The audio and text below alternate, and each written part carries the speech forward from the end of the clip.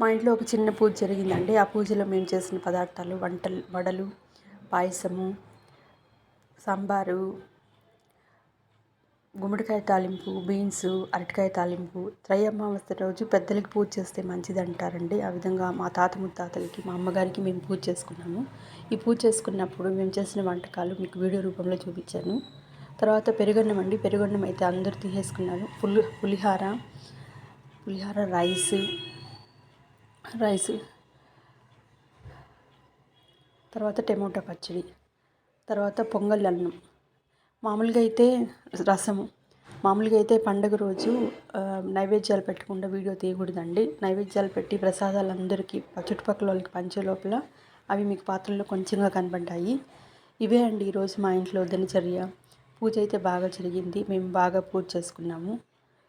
Thank you for watching my video. Please like, share and subscribe.